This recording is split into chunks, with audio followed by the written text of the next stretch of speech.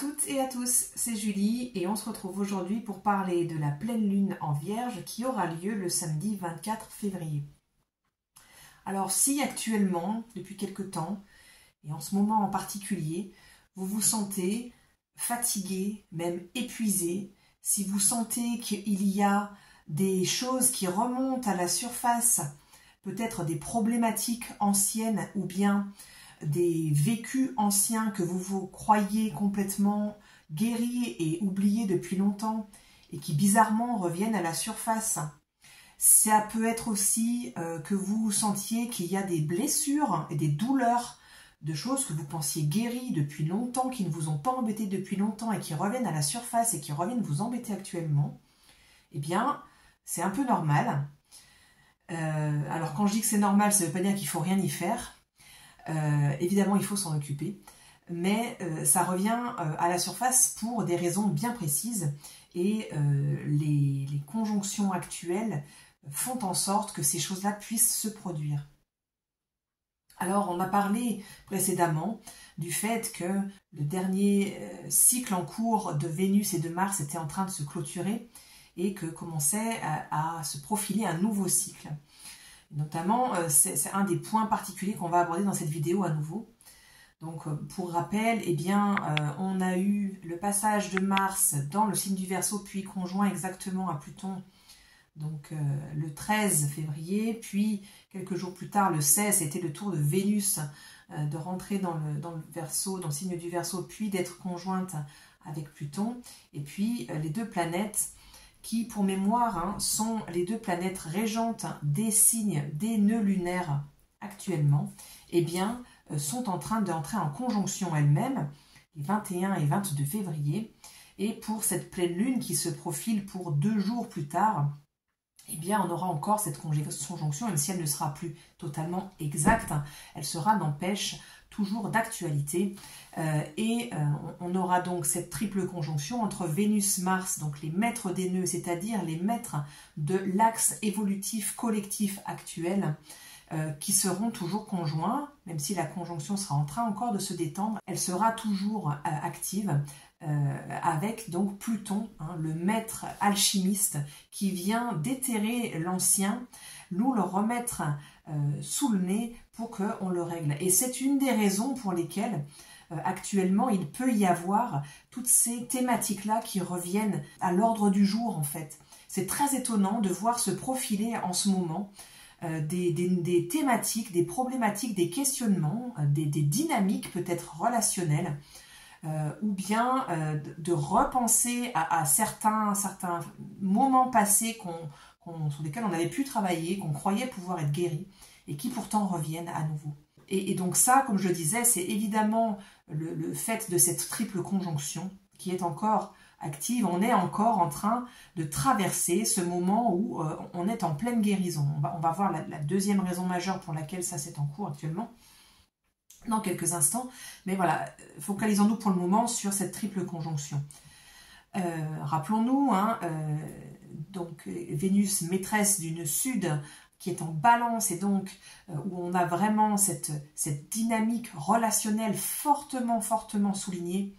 Et puis Mars, maître du nœud nord en bélier, qui nous parle d'énergie personnelle, d'élan de vie, de motivation, d'élan tout court, de ce qui nous pousse à aller de l'avant dans la vie, à nous montrer tels que nous sommes, à initier des nouvelles choses et à ouvrir de nouvelles voies.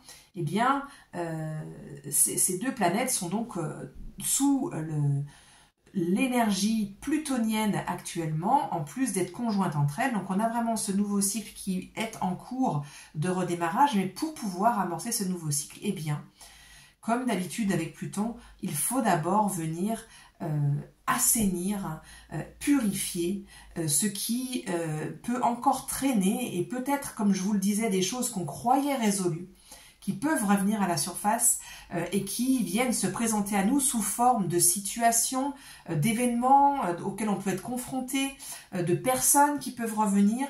Ça peut être sous forme de rêve aussi, ça peut être aussi comme je vous le disais, sous forme de vieilles blessures physiques, hein, avec Mars et le Bélier, ça peut être très très physique, qui reviennent à la surface, et des choses donc qui finalement ont besoin de notre attention. C'est déplaisant, c'est frustrant aussi, parce qu'on se dit mais quand est-ce qu'on sort de cette période-là? On est en plein milieu là, de la période de guérison. Alors forcément, il y a des choses qui viennent à notre attention, mais c'est pour pouvoir justement qu'on s'en occupe et qu'on amène cette fin de guérison, puisque vous le savez, hein, le corps garde les traces et porte les marques de tout ce qui a pu être vécu au niveau psychique, au niveau émotionnel, qui nous a impactés. Et le corps est celui qui est le témoin, en fait, et qui garde, qui stocke tout ce qui a pu se produire si ce n'a pas été évacué, nettoyé, fluidifié au fur et à mesure. Et généralement, c'est pas le cas, puisque on peut le faire de temps en temps, mais il y a des choses plus anciennes pour lesquelles on n'avait pas les moyens ou les outils de le faire. Puis des choses s'engrangent, s'accumulent.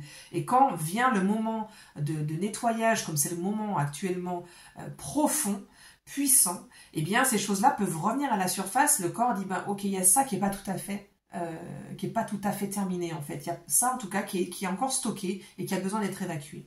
Alors, comme j'en parlais la dernière fois, c'est aussi le moment de vous faire accompagner avec ça par des thérapeutes spécialisés. Alors ça peut être par de l'acupuncture, ça peut être du shiatsu, ça peut être des soins énergétiques, de la kinésiologie, ça peut être de l'ostéopathie, enfin peu importe en fait.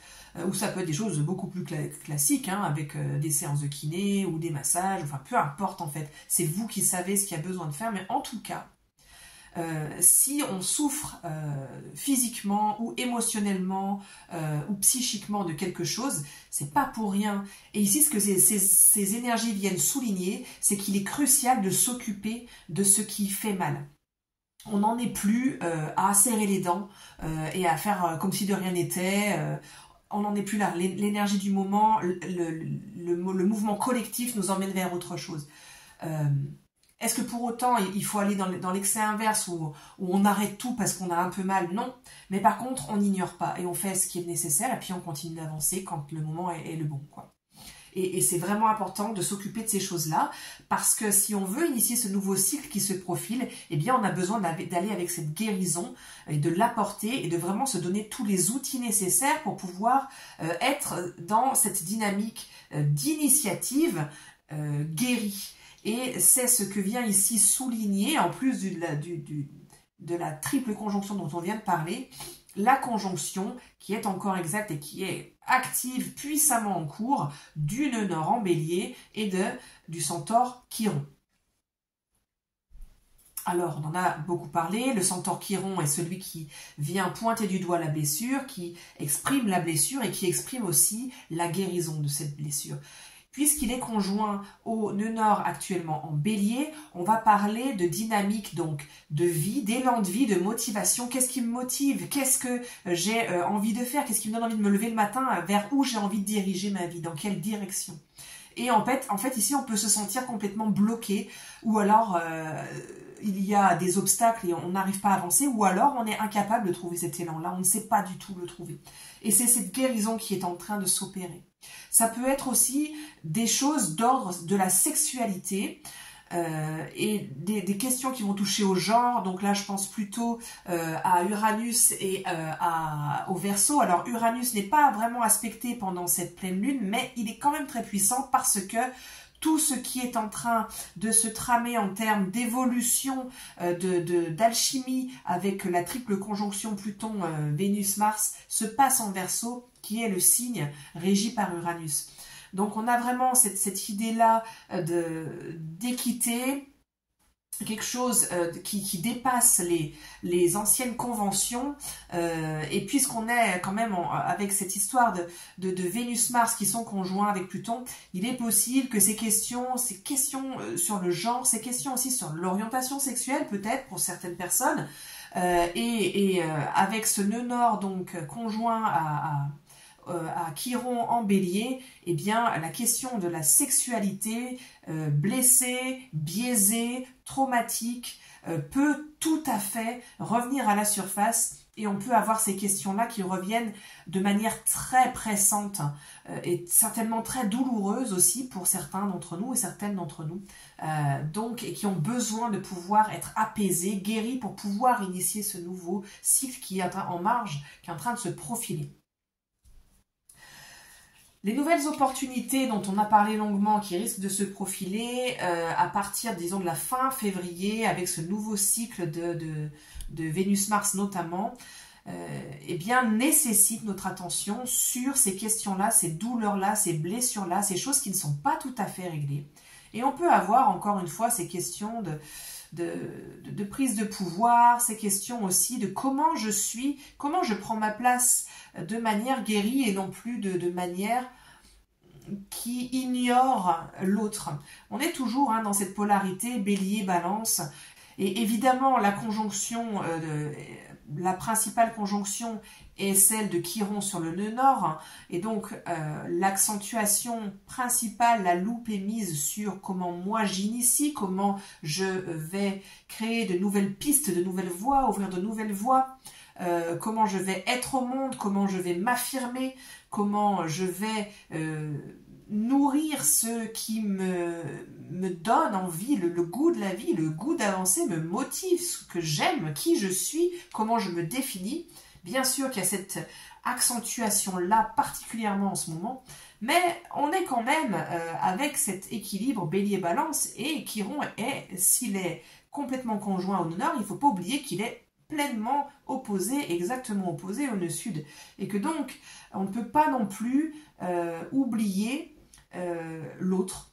Et qu'il y a quand même cet équilibre entre moi et la relation à l'autre qui est à trouver, même si la priorité est à comment je me mets au monde.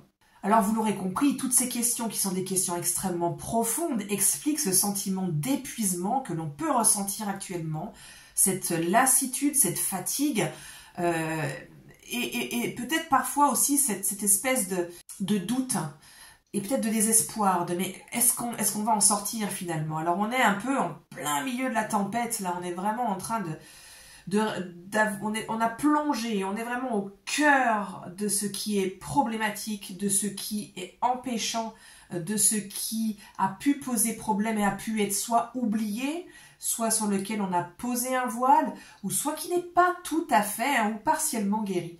Et donc forcément tout ça c'est extrêmement énergivore, et il y a besoin de pouvoir prendre soin de soi.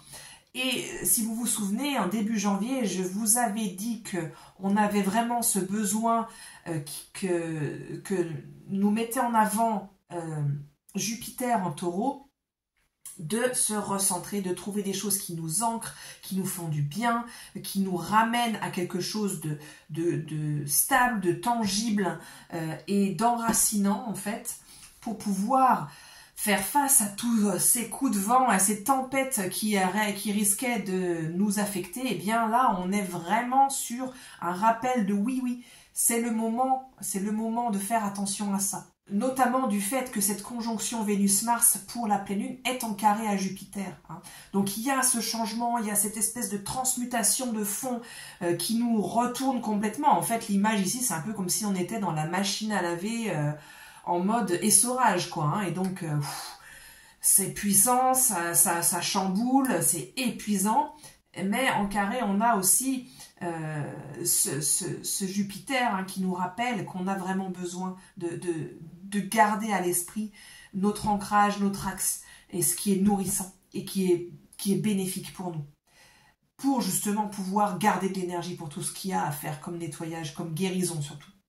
Donc quand on va pouvoir sortir un petit peu de cette machine à laver, on va voir qu'avec Chiron et ce nœud nord en bélier, quand la guérison va vraiment commencer à s'opérer et à se faire ressentir, ça va nous permettre de recommencer à explorer de nouvelles voies et vraiment découvrir des choses et s'autoriser ça. S'autoriser à se mettre en lien avec ce qui nous motive vraiment, ce qui nous dynamise vraiment, ce qui nous donne envie de nous lever. Et de redécouvrir notre autonomie et d'explorer des voies. Alors il va y avoir des voies qui vont être sans issue, il va y avoir des voies qui vont être à réajuster, puis il va y avoir des voies qui vont faire « Ah ouais, là j'ai vraiment envie d'y aller. » quoi. Et cette autorisation qu'on va pouvoir se donner va nous permettre de sortir d'un ancien mode de fonctionnement, peut-être bloqué, peut-être limité, pour aller vers des voies complètement nouvelles qu'on entrevoit à peine en ce moment et qui vont s'ouvrir au fur et à mesure que cette guérison va pouvoir s'opérer, c'est-à-dire si on va la laisser s'opérer et si on va se donner les moyens de faire qu'elle s'opère.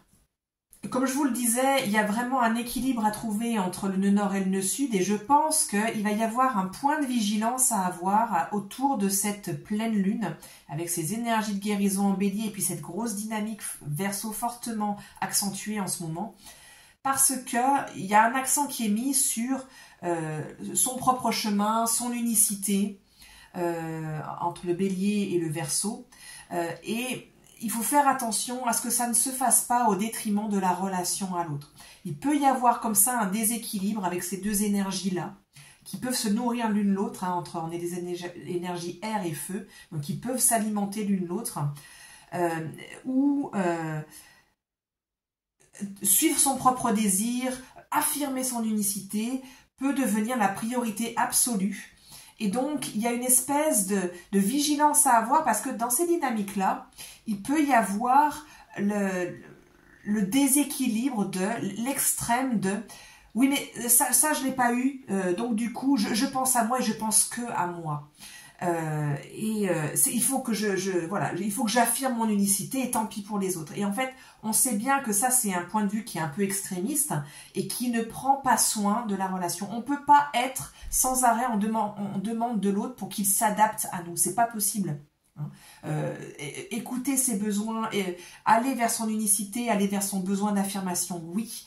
Mais il faut faire attention à pas ce que ça devienne trop déséquilibré. Parce que sinon, on ne va pas vers ce renouveau relationnel qui est en cours d'opération. C'est-à-dire que lorsque je demande en permanence à l'autre de s'adapter à mes besoins, à l'autre de s'adapter à mes désirs, à l'autre de s'adapter à mon unicité, à qui je suis, et puis finalement c'est à lui de s'adapter, ou à elle de s'adapter, eh bien, on est encore dans un rapport de domination. J'impose à l'autre qui je suis. J'impose à l'autre de s'adapter. Si on impose à l'autre de s'adapter, on n'est pas dans un mode équilibré que recherche d'ailleurs le Verseau et que cherche à amorcer aussi cette nouvelle dynamique relationnelle qui s'initie en Verseau. Et on est en train de remodeler sous un différent angle la même dynamique. Donc, un point de vigilance ici. Alors, on va évidemment parler un peu de la position du Soleil et de la position de la Lune pour cette pleine lune qui sont donc opposées. Le Soleil va se retrouver conjoint à Saturne et à Mercure dans le signe des Poissons pour cette pleine lune. Et la Lune donc se retrouve dans le signe de la Vierge. On va avoir possiblement ici quelque chose qui est fatigant avec ce Saturne conjoint au Soleil qui amène un rétrécissement de l'énergie quand même et un niveau plus bas d'énergie. Saturne conjoint au Soleil va nous demander un esprit critique, un regard critique envers nous-mêmes. Il va nous amener un certain niveau d'exigence envers nous-mêmes. Et un des travers de Saturne conjoint au Soleil, ça peut être d'amener beaucoup de doutes et d'auto-jugement trop sévère. Donc, d'autant plus qu'on a ici la Lune qui est en Vierge, un signe qui est aussi réputé pour son sens critique, son discernement aussi, dans la version positive et le fait d'être capable de se remettre en question. Quand cette énergie est trop accentuée, on bascule dans quelque chose qui est presque de l'autoflagellation, en fait, en tout cas de l'autocritique trop sévère, du jugement, et quelque chose qui ne sert pas finalement à l'évolution, mais qui est empêchant, qui est freinant. Donc, encore une fois, attention à ça.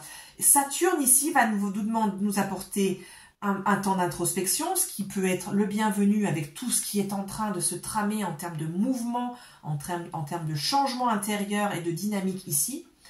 Il va falloir veiller à rester doux avec soi-même, à rester compatissant avec soi-même, à s'apporter de l'empathie. Ça peut être le cas avec l'énergie Poisson dans lequel toute cette triple conjonction se joue.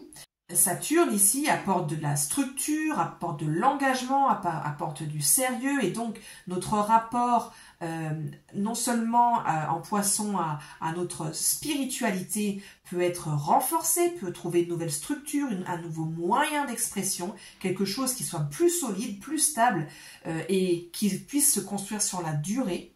Mais Saturne se retrouve ici aussi donc en opposition forcément à la Lune.